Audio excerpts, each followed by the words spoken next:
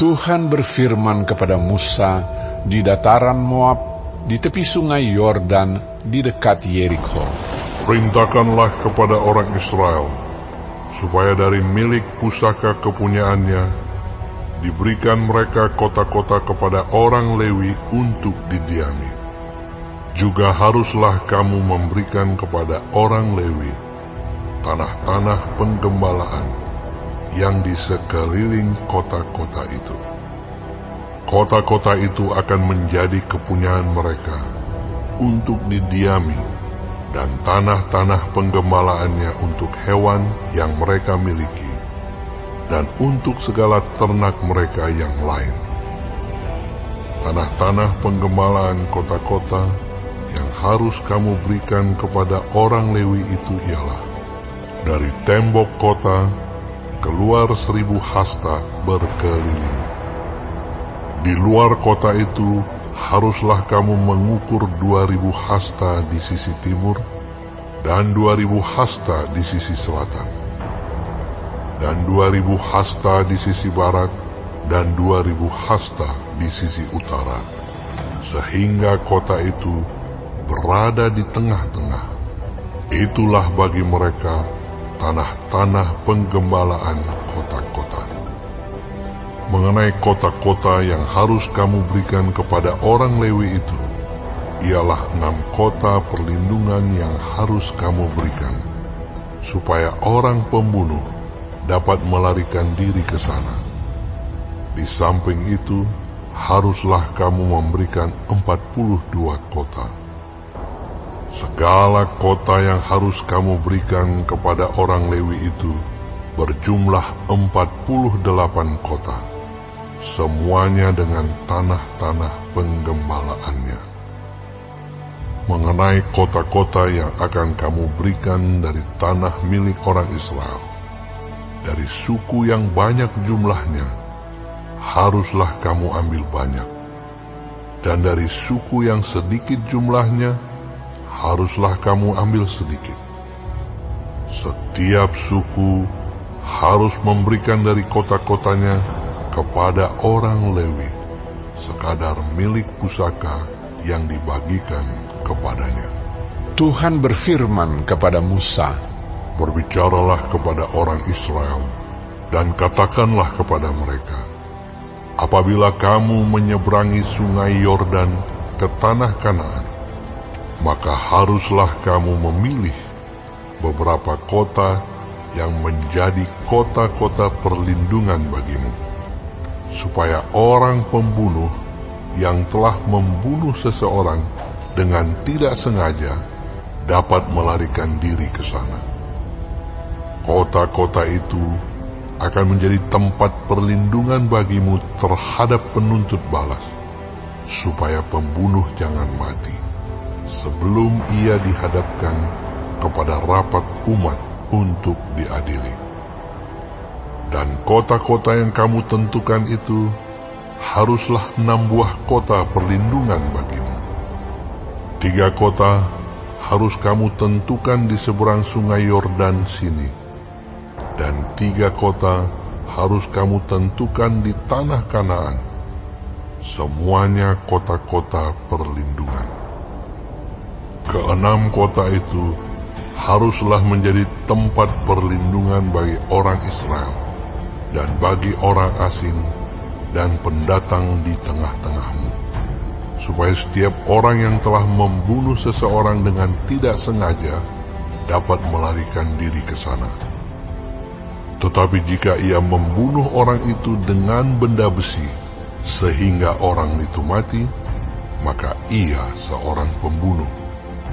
Pastilah pembunuh itu dibunuh. Dan jika ia membunuh orang itu dengan batu di tangan yang mungkin menyebabkan matinya seseorang, sehingga orang itu mati, maka ia seorang pembunuh. Pastilah pembunuh itu dibunuh. Atau jika ia membunuh orang itu dengan benda kayu di tangan yang mungkin menyebabkan matinya seseorang, sehingga orang itu mati, maka ia seorang pembunuh.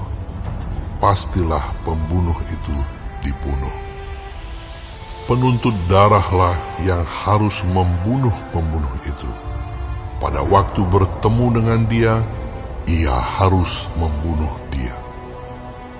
Juga jika ia menumbuk orang itu karena benci, atau melempar dia dengan sengaja sehingga orang itu mati, atau jika ia memukul dia dengan tangannya karena perasaan permusuhan sehingga orang itu mati, maka pastilah si pemukul itu dibunuh.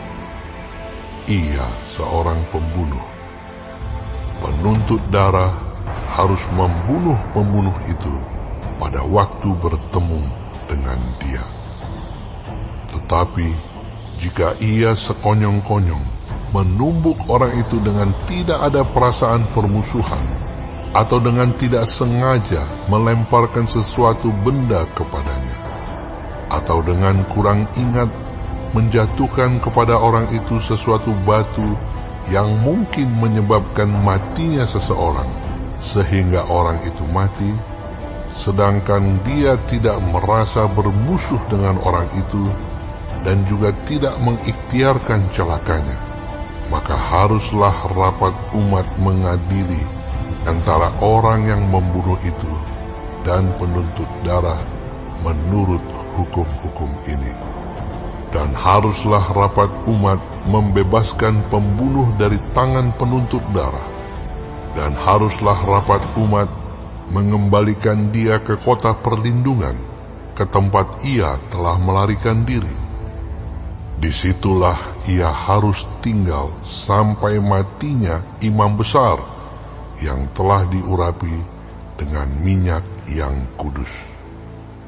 Tetapi jika terjadi bahwa pembunuh itu keluar dari batas kota perlindungan, tempat ia melarikan diri, dan penuntut darah mendapat dia di luar batas kota perlindungannya, dan penuntut darah membunuh pembunuh itu, maka tidaklah ia berhutang darah, sebab pembunuh itu wajib tinggal di kota perlindungan sampai matinya imam besar.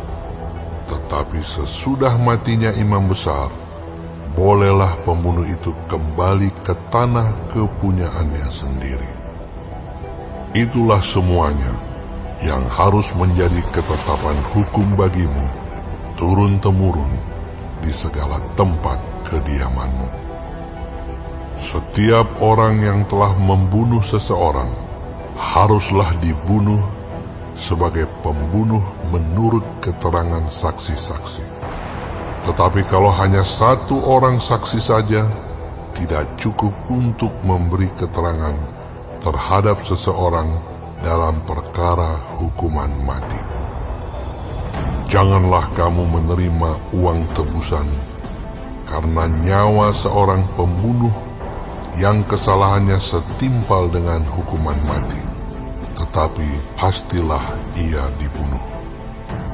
Juga janganlah kamu menerima uang tebusan karena seseorang yang telah melarikan diri ke kota perlindungannya, supaya ia boleh kembali untuk diam di tanahnya sebelum matinya imam besar. Jadi janganlah kamu mencemarkan negeri tempat tinggalmu, sebab darah itulah yang mencemarkan negeri itu. Maka bagi negeri itu tidak dapat diadakan pendamaian oleh karena darah yang tertumpah di sana, kecuali dengan darah orang yang telah menumpahkannya.